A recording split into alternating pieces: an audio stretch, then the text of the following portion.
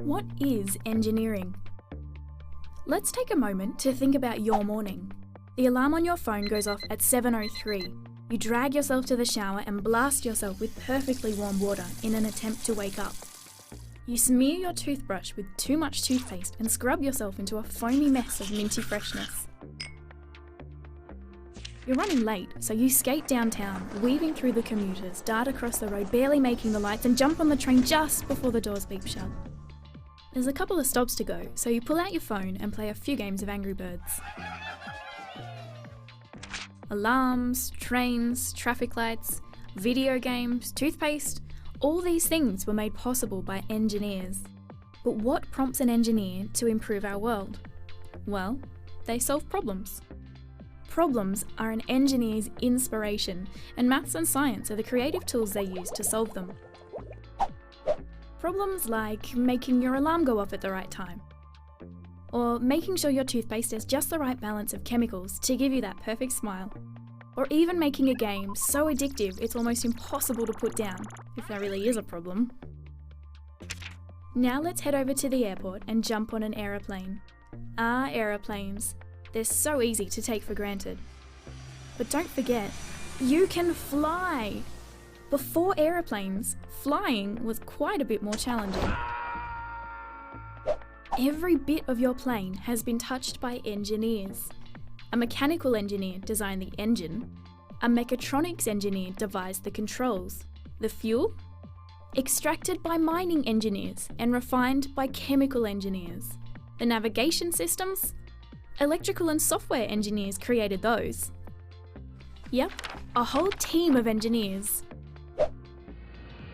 Now we've landed in Dubai, home of the Burj Khalifa. It's the world's tallest building at 829.8 metres high. It's also in one of the world's hottest environments, reaching up to 50 degrees in summer. One of the difficulties of building the Burj was trying to figure out how to set 45,000 cubic metres of reinforced concrete in such extreme weather. The solution? A clever method of pumping iced liquid concrete into the 55,000-tonne steel frame during the night. The result? A building that's vertically over 800 metres high, rather than horizontally all over the ground. Now let's jump into our time machine and go back to Saturday. Saturday, March 1932. The Sydney Harbour Bridge is about to open. The bridge is a marvel of civil engineering, and a pretty cool place to set off some fireworks. Since 1815, people had been talking about building a bridge to connect the two sides of the harbour. The problem was that the harbour was so incredibly wide. How could a bridge span such a width and support its own weight? The solution? The Romans! Well, actually it was an idea they came up with. The arched bridge works by transferring the weight into horizontal forces and bracing them at the ends of the arch.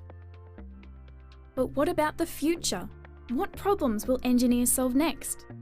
Will we finally have affordable solar power? Or robots that can perform life-saving surgery? Or a building that's so tall your view is of outer space?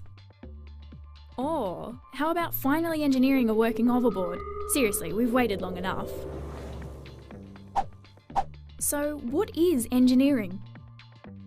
It's solving problems. It's taking crazy, out there ideas and seeing if they're actually possible. And when they are, the idea is shared with the world to make all our lives better. So,